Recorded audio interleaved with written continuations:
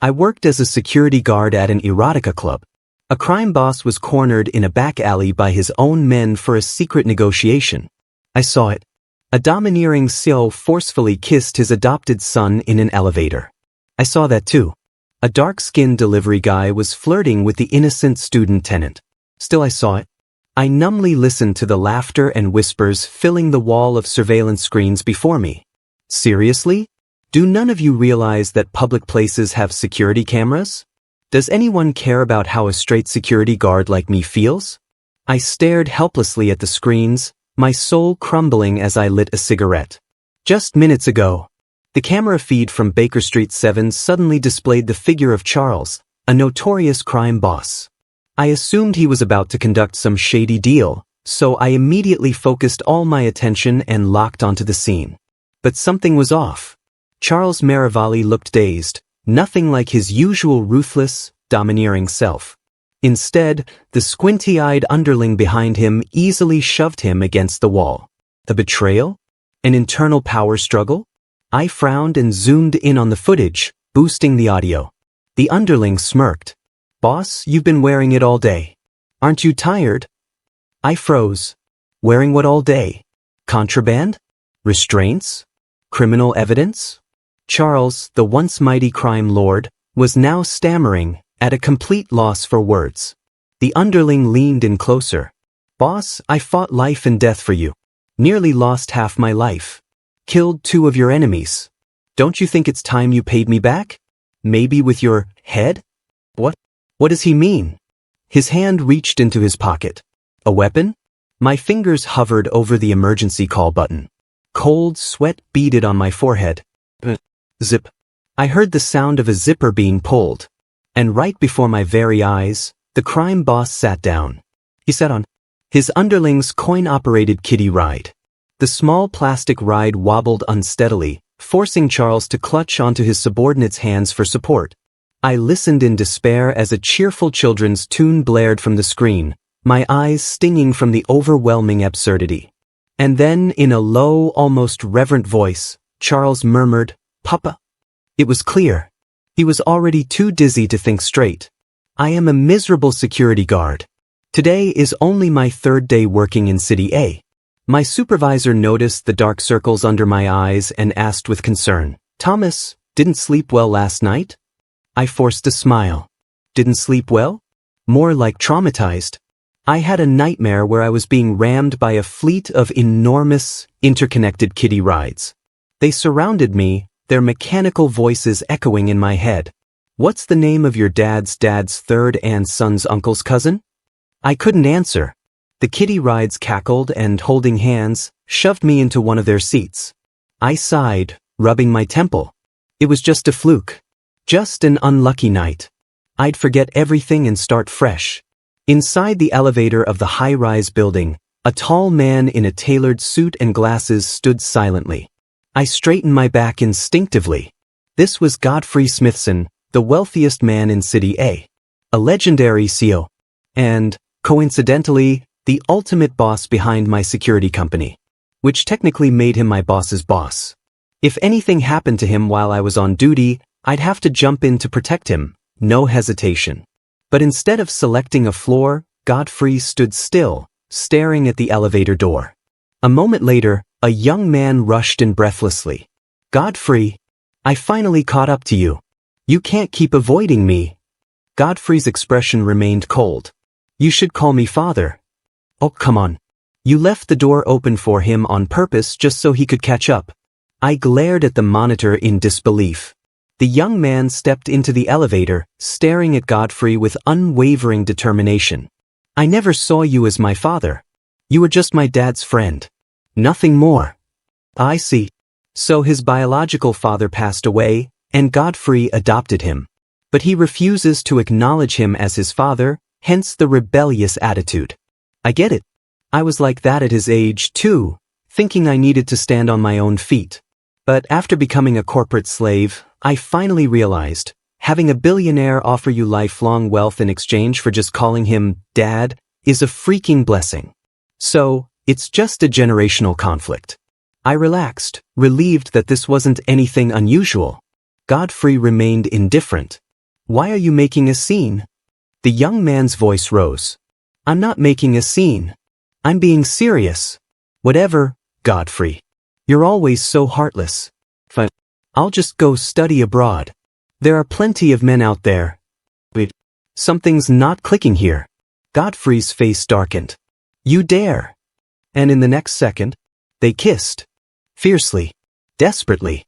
Like no one else existed. I sat there, frozen in place. Is this allowed?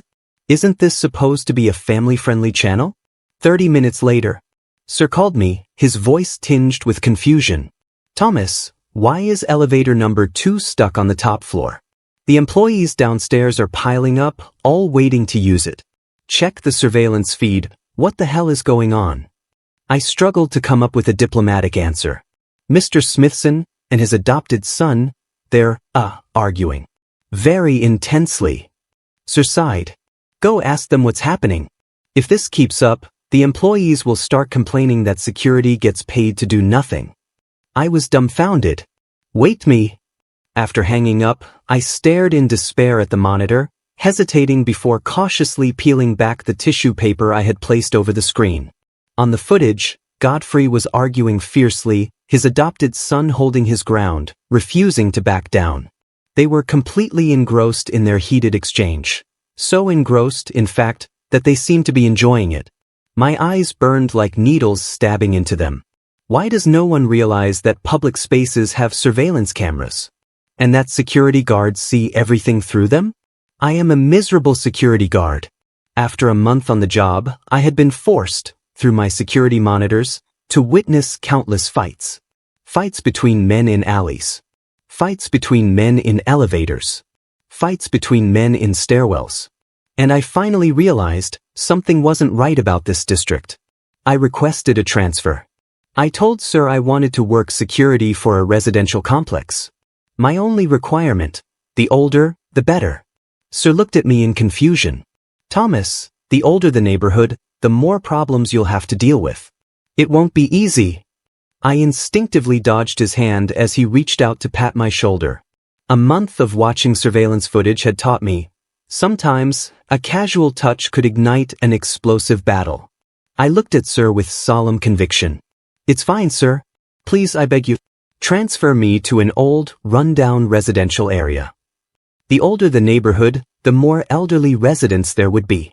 And I refused to believe that senior citizens would have the energy to perform high-level acrobatic maneuvers under surveillance cameras.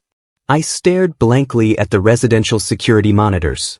But why is this 70-year-old grandfather still so alluring? That middle-aged man, delicate, gentle, in ethereal beauty. Those elderly men sitting on the outdoor fitness equipment, fluttering their eyelashes, coy and bashful. What is wrong with this world? I clutched my head in despair, letting out a silent scream in front of the monitors. And at last, I understood. The problem was never me. It was the world. This world had gone mad. A new tenant moved into the complex. White shirt, denim jeans. Broad shoulders, narrow waist. Fair-skinned, youthful. Clearly, a poor young man who had stumbled into this den of old wolves because of the cheap rent. The moment he arrived, the residents swarmed him, curiosity shining in their eyes. They eagerly introduced themselves. Hello, I'm gay. I'm a top. And then they all turned to him, expectantly. He hesitated for a moment, then stammered, uncertain. I guess I'm a bottom.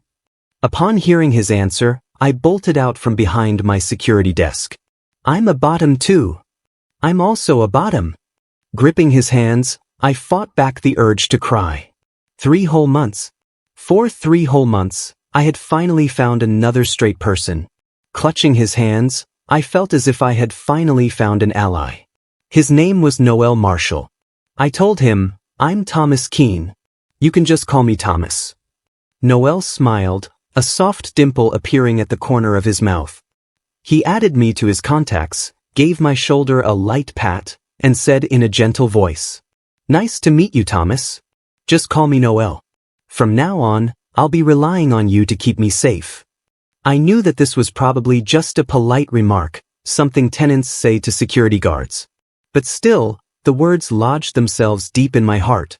I stayed up late, my already bloodshot eyes worsening, just to send him friendly reminders. Noel, try not to use the back gate after midnight. That area has a lot of people walking their dogs at that hour. Noel, don't bother waiting for the elevator when you go home. It's broken again. Should be down for, 30 minutes, actually, let's say an hour. Noel, don't open your door for strangers. But after sending that last message, no reply. My nerves tensed. Sweat dripped down my forehead as I stared at the monitor. Because on the screen, the delivery guy standing at Noel's door had broad shoulders, a narrow waist, and tan skin. The bright yellow delivery uniform and helmet, somehow, looked more like a sleek, stylish biker outfit. He doesn't look like a regular delivery guy at all. I stared at the monitor, my entire being on high alert. The man seemed to be hot. He unzipped his jacket, took off his helmet, and revealed a face oozing with masculinity, hormones practically leaking from his pores. He is absolutely not a normal delivery guy. But before Noel even had a chance to check his phone, he opened the door.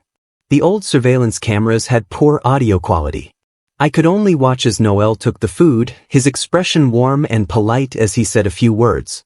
The delivery guy leaned against the door frame. He didn't leave. Instead, he said something in return. Noel hesitated slightly. Then, with those bright, innocent eyes of his, he let the man inside. I shot up from my chair, no hesitation in my movements.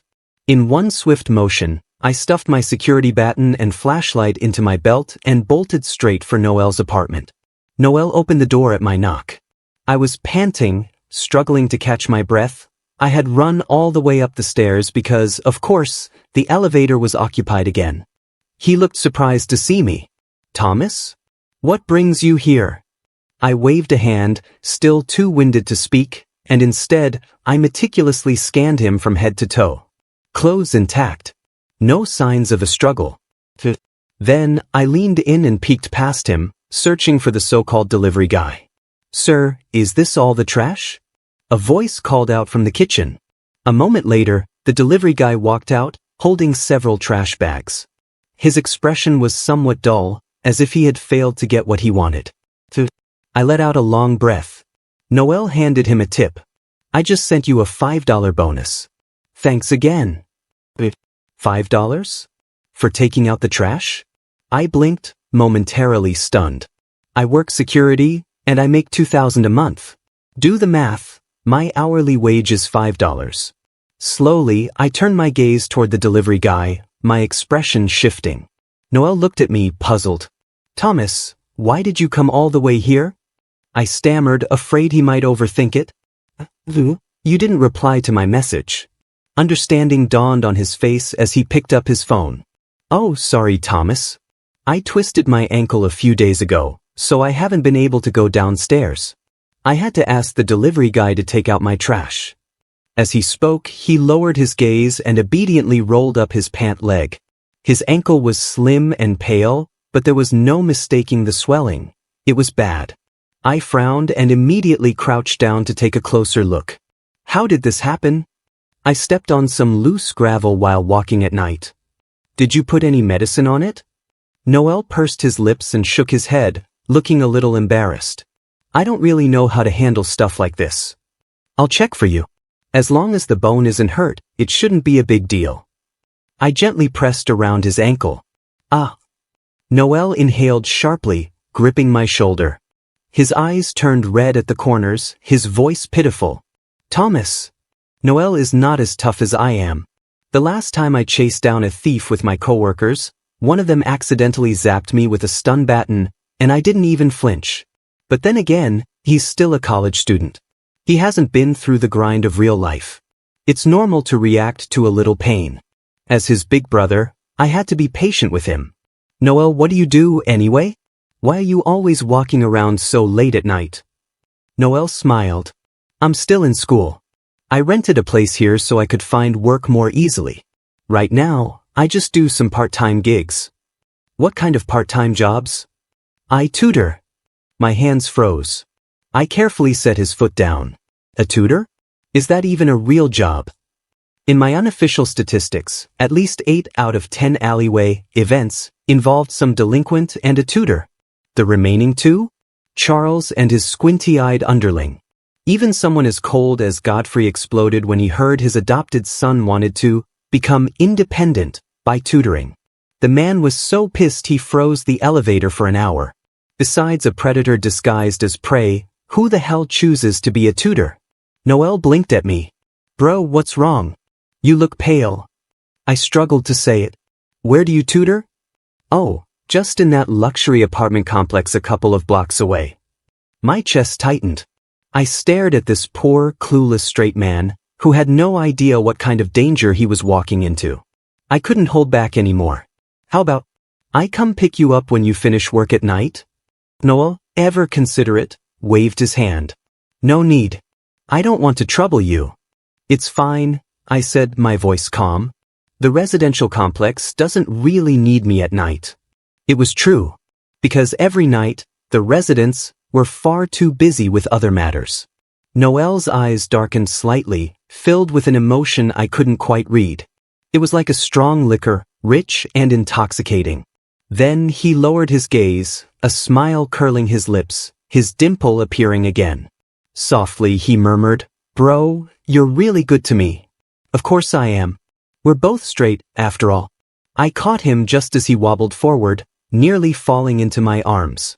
Like any good bro, I patted his shoulder. Then, something didn't feel right. He looked so slender, yet his chin reached over the top of my head.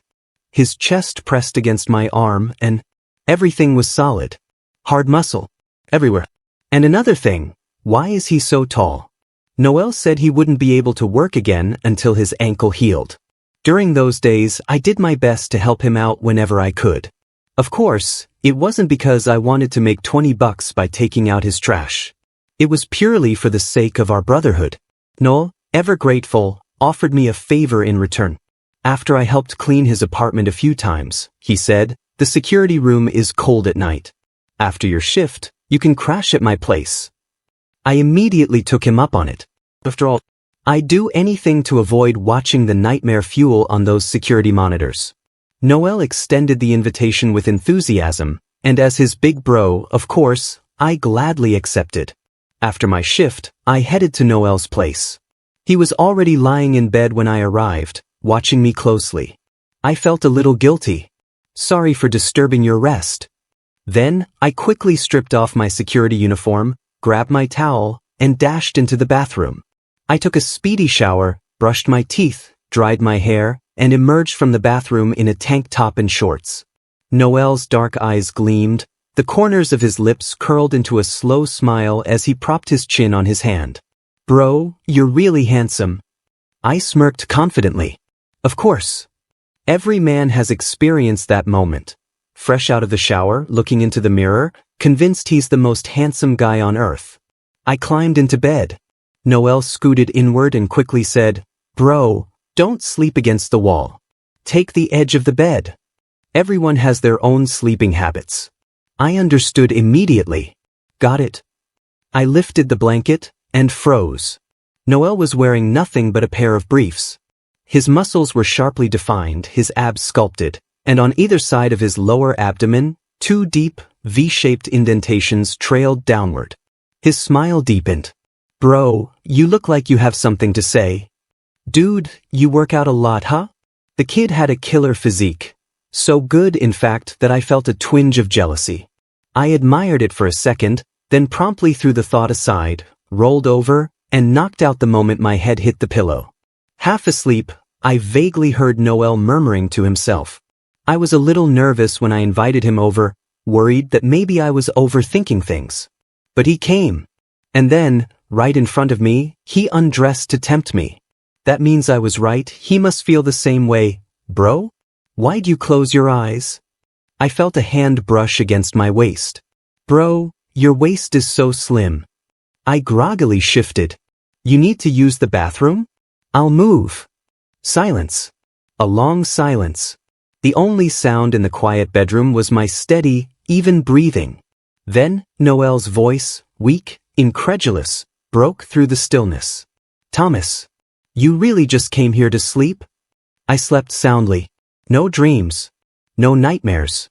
When I woke up, I felt better than I had in ages. Turns out, the security room's feng shui was cursed. That was the problem. I got up, used the bathroom, brushed my teeth, got dressed, and even made breakfast for Noel before heading to work, feeling refreshed and recharged. After that night, I started helping him out with chores in exchange for a place to sleep. As the weather got hotter, Noel wore less and less at home. His ankle still hadn't fully healed, and he was tripping more often. Luckily, every time he did, he fell straight into my arms.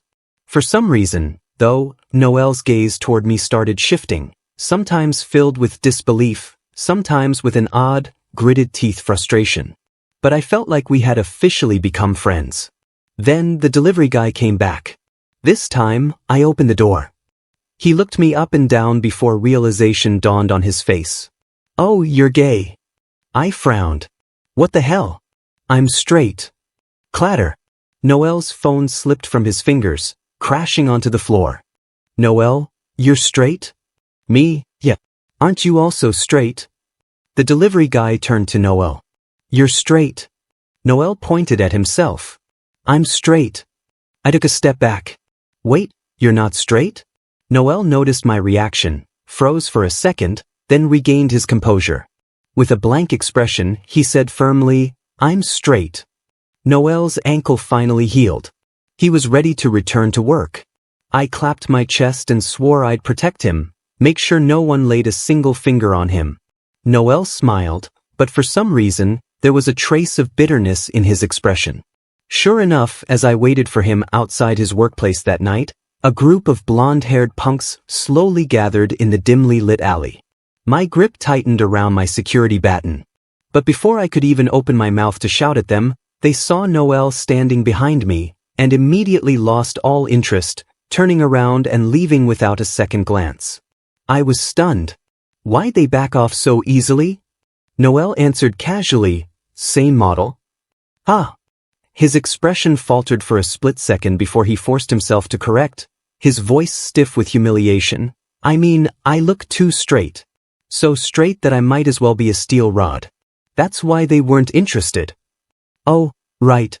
I scratched my head, forcing myself to nod in agreement. "Yeah, I mean you do look super straight." But honestly, sometimes when Noel blanked out with that cold, distant expression, I had flashbacks to my old job at the high-rise, watching certain types of guys through the security cameras. And let's not even talk about the fact that he smelled nice. I cleared my throat and swore I'd never let my good buddy know my real thoughts about him. You hang around water long enough, you're bound to get wet. Even a security guard isn't completely safe. Somehow, I ended up getting hit on. By a man. 6'3", tan skin, broad chest. The apartment complex's plumber. Downstairs, a group of residents had surrounded him, bombarding him with questions. With firm conviction, he declared, "I'm gay. But I'm not into old men. Thanks." His words sent ripples through the crowd. Most people conveniently ignored the second half of his sentence. Fulfilling my duties as a security guard, I had no choice but to push my way through the throng and drag him out, asking with difficulty, "Which apartment's pipes are you here to fix?" "I'll take you there." The plumber locked eyes with me, staring unblinkingly before replying, "The security offices." This isn't right, is it? I was a security guard.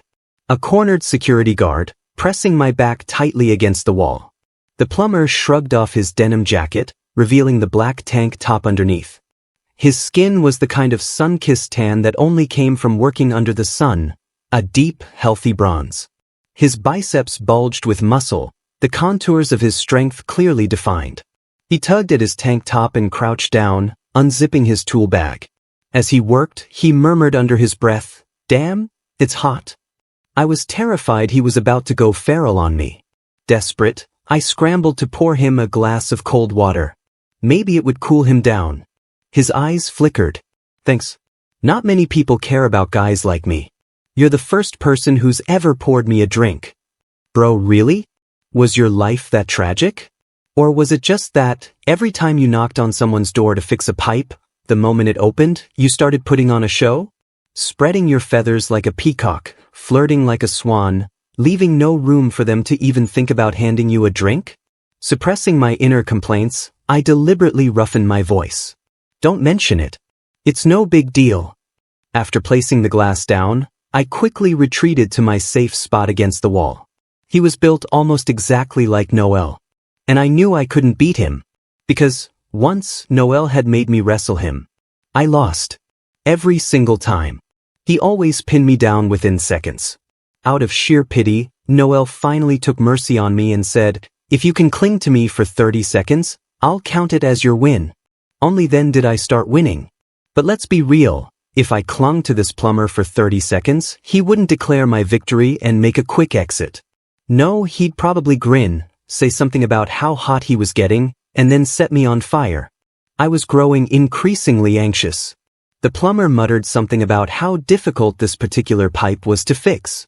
The pipe burst, spraying water all over him. With a single motion, he ripped off his soaking tank top. I didn't even have time to stop him. And my anxiety skyrocketed.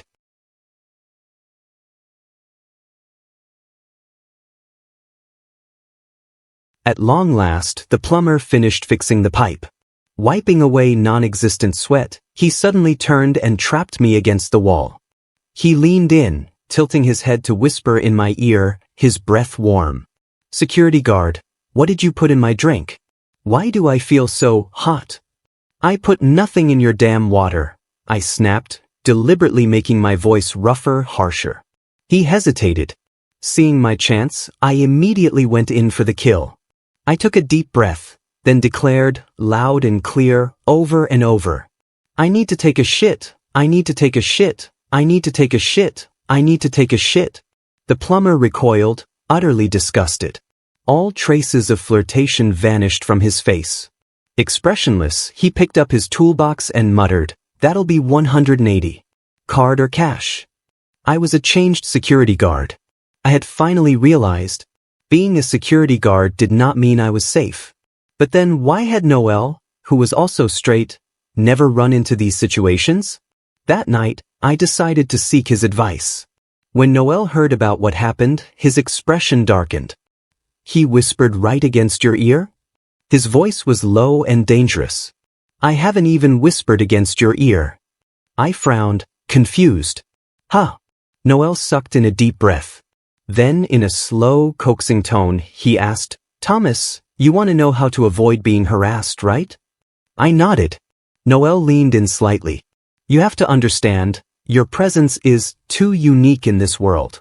"What presence?" "My straight presence?" "The more unique you are, the more you attract attention. The more you tempt people to come closer," Noel continued. "So, if you really want to avoid being targeted, I do have a solution. But it depends on whether you dare to do it." He leaned in further, lowering his voice as if he was sharing a deep secret. Instinctively, I leaned closer, tilting my ear toward his lips. Noel's breath brushed against my skin as he finally murmured, "You and I should pretend to be a couple." I froze. He remained expressionless. "I'm straight." I considered it for a moment. Truthfully, he had a point. You don't fear a thief breaking in. You fear a thief watching and waiting. No matter how well I defended myself, it was impossible to completely prevent trouble. But if Noel's plan worked and people believed I wasn't on the market, then I wouldn't even have to fight in the first place. I nodded firmly, grabbing Noel's hand and shaking it. "Bro. Thanks, man." Noel said that if we were going to be fake boyfriends, we had to make it convincing. I asked him, "How do we make it look real?" With a completely straight face, he replied, "I think we need to practice corporate-style kissing." Corporate-style kissing? A purely business kiss. Just for appearances. No feelings involved. I stared at him. Noel averted his eyes, the words tumbling out mechanically. "I'm straight." Without hesitation, I reached forward, wrapped an arm around his shoulders, and smacked a loud, firm kiss on him. Bam, quick, strong, no nonsense. Noel's eyelashes trembled. His ears turned red. Slowly, his hand rose to touch the corner of his lips, his fingers lingering there. A small smile curled on his lips, his signature dimple appearing. And then, in a soft, teasing voice, he murmured, "Thomas, that's not how lovers kiss." His gaze flickered, dark and unreadable.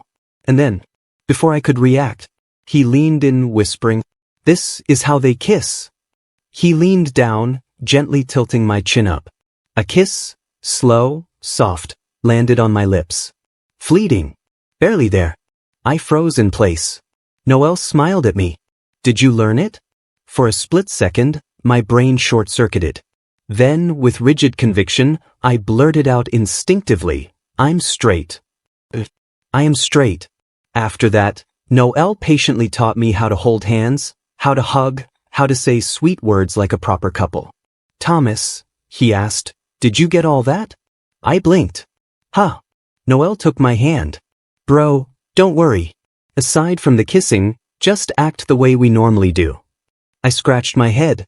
"Got it." Noel murmured. "Then let's sleep." I climbed into bed, feeling oddly restless. Out of habit, I took the outer edge of the bed. Out of habit, when Noel complained he was cold, I let him wrap himself around me like a stuffed toy. That night, my dreams were chaotic. One moment, I was surrounded by flashing, colorful kiddie rides. The next, I was in a gigantic elevator. Then, a crowd of old men was holding hands, singing in unison. And then, the dream froze on Noel's face. "Bro." Dream Noel was still as gentle as ever. But this time, his tongue brushed against mine. The last thing I saw before waking up was the security office's burst water pipe. With a loud boom, the pipe exploded, sending water splashing everywhere. I opened my eyes, exhausted. I needed to do my laundry. Pretending to be Noel's boyfriend turned out to be the best decision of my life. Noel was easygoing, thoughtful. We cooked for each other, picked each other up from work. Even my dull security job felt a little less boring. Best of all, the plumber and the shady gangsters in the alley had lost all interest in me. Life was peaceful. And to top it all off, my performance as a security guard in the old apartment complex had caught Sir's attention. At the end of the year, I was awarded the title of Most Inspirational Security Guard. Sir asked me to represent the security team at the company's annual banquet. I felt a jolt of unease. From my unofficial statistics, group gatherings and excessive drinking had a very high correlation with certain activities. Though the top 3 most dangerous drinking scenarios were 1. Wedding banquets. 2. Bachelor parties. 3. Running into an ex at a bar. A company banquet wasn't high on the list. Still, I wasn't taking any chances. So I brought Noel with me. At the banquet, I saw some long-lost familiar faces. The men who frequently made out in the elevator, now sitting at separate department tables, pretending they didn't know each other. Office romance confirmed. That wild subordinate I once saw in the alley, now bowing and respectfully toasting his former alley partner, who, as it turns out, was actually his boss. His boss took a slow, indifferent sip, his expression blank. Another office romance confirmed. As for Big Boss Godfrey, he showed up briefly, said a few words, then left in a hurry. I overheard Sir sigh. No wonder he's so rich. He's always busy with business. Business? Business. Look at his face. He's obviously heading to the elevator to find his adopted son. He's not working hard, he's indulging. I clamped a hand over my mouth. My chest felt full of secrets I couldn't say out loud. I chugged a glass of alcohol to suppress the urge. Then I heard Sir say to Noel, "So you two are a couple, huh? That's rare. You don't see many openly gay couples these days. Bless you both." What? So all these people who were playing around in secret weren't actually out? And yet, here I was, straight, and we were the only ones who went public. What do you mean rare? What do you mean uncommon? I can't even bend over to pick something up without worrying for my safety. Silently, I downed another drink. Noel leaned over and murmured, "Bae, why are you drinking so much?" At some point, we had gotten used to calling each other these more intimate names. I let out a deep sigh. You don't understand, honey. Being a security guard is tough. Once I started talking, I couldn't stop. I spilled every secret I had ever accidentally witnessed. Every wild thing I had seen. At first, Noel listened quietly. Then he focused all his energy on trying to steal my drink away. Enough. Stop drinking. I obeyed, but the alcohol had already hit. Blurry and lightheaded, I vaguely felt myself stumbling as Noel helped me into the hotel. In the elevator, I suddenly lifted a finger and shouted, "There's a camera!" Noel grabbed my wrist and gently pressed my hand down. "Yes, I know." Down the hallway, I pointed to the ceiling. "That has a camera too. A big one. Why can't anyone see it?" Noel sighed and lifted me into his arms. I know. I can see it." When he finally placed me on the bed, I sat up stubbornly. "I need to check if there are cameras inside the room." He coaxed me down from the desk, his patience wearing thin. Exhausted, Noel and I finally collapsed into bed. I stared at the ceiling, lost in a drunken haze, and muttered absent-mindedly, "No. Do you think that thing is really as fun as everyone says? Why is everyone so obsessed with doing it?" "Noel, I guess it's just okay." I turned my head to look at him. Then, out of nowhere, I blurted, "Do you want to have a corporate-style version of that thing?" A purely business arrangement. Nothing but brotherly camaraderie. No emotions involved. Noel gave me the most speechless look of his life. He rubbed his forehead, muttering under his breath, "Dear God, he is so drunk." I was still staring at him. He let out a long sigh and rolled over, pressing a hand to my shoulder. "You sure? If we go through with this, just know, I won't be holding back." There was a certain implication in his tone. I nodded. Noel leaned down. Just as he was about to continue, I suddenly remembered something. "Wait." He sighed. "I know. You're straight." Satisfied, I nodded and wrapped my arms around his neck, signaling for him to proceed. I woke up. Somehow, at some point, I had been transported from the hotel bed back to Noel's apartment. I patted my backside. No pain. Noel, watching my actions, looked completely done with me. "I didn't touch you. I wasn't that desperate. I wasn't about to mess with a drunk idiot." Sheepishly, I mumbled, "Bro, you're actually a pretty decent guy." He fell silent. A full minute passed before he finally spoke again. "Thomas Keene," he said, rubbing his temples like he was bracing himself. "I need to tell you something. Please don't freak out." I stared at him. Taking a deep breath, he finally confessed, "I'm not straight." I froze. "Then why the hell did you say you were?"